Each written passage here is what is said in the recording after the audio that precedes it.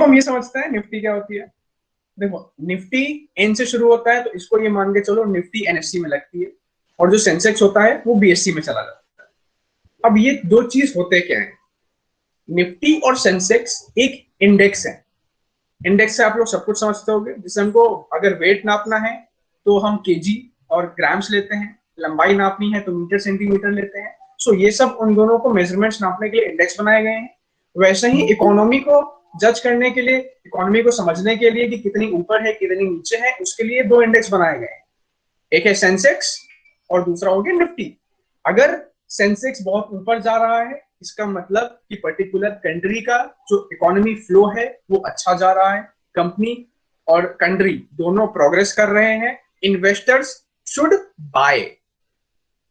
Bye क्या होता है, बाय में क्या होता है, जिसको हम क्या बोलते हैं, बुल, बुल मार्केट बोलते हैं ना। आप बुल समझते हो, बुल और बेयर दो तरह के मार्केट होते हैं, सबको पता होगा। समटाइम्स वी से today is a bearish market. अच्छा ये कोई एक्सप्लेन करेगा मेरे को, बुल और बियर से क्या डिफरेंस समझते हो? मतलब बुल को ही क्यों बोलते हैं मार्केट उछल रहा है, और बियर को बोलते हैं मार्केट गिर रहा है?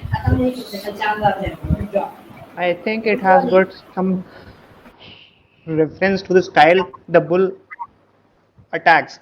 So as to the bull with the use of his horns tries to pull up the prey of whatever it is, and bear tries to bring it down. That's the reference between them. Yeah, like it's like bear does like this, so market is going down, and that bull is going upside, so market is going up. इस तरीके से होता है। तो अब तो सीधा सा बात है, ये बड़ी सिंपल सी चीज है भाई। सेंसेक्स ऊपर जा रहा है यानी कि मार्केट ऊपर जा रहा है, सेंसेक्स नीचे आ रहा है तो मार्केट नीचे जा रहा है, और सेम स्टैंड्स फॉर निफ्टी।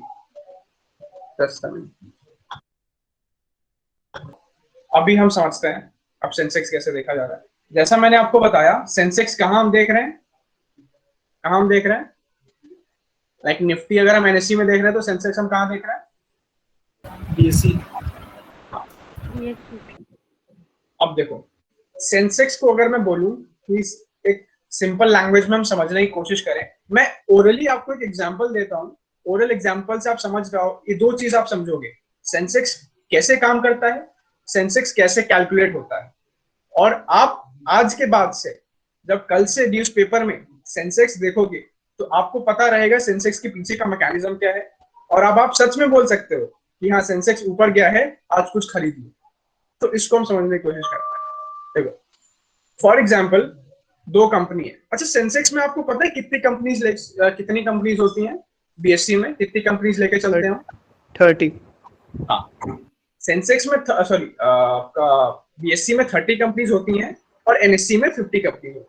लेकिन ये इतनी ही नहीं होती हैं। देखो बीएससी में क्या होता है, अराउंड 5500 कंपनियां हैं जो लिस्टेड होती है, 5500 companies are listed under BSE, but we take top 30 companies, top 30 performers just to make an average index.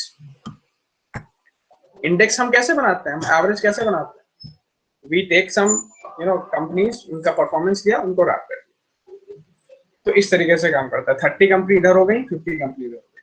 अब क्या हुआ, हमने जैसे दो कंपनीज ली, एक्स और वाई, दो कंपनी ले ली, ठीक है ना।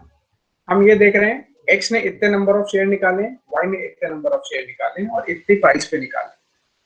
अब सबको पता होता है नंबर ऑफ शेयर्स और प्राइस ऑफ शेयर को मल्टीप्लाई करते हो तो वो एक कैपिटल वैल्यू निकल के चली आती है, ठीक है ना।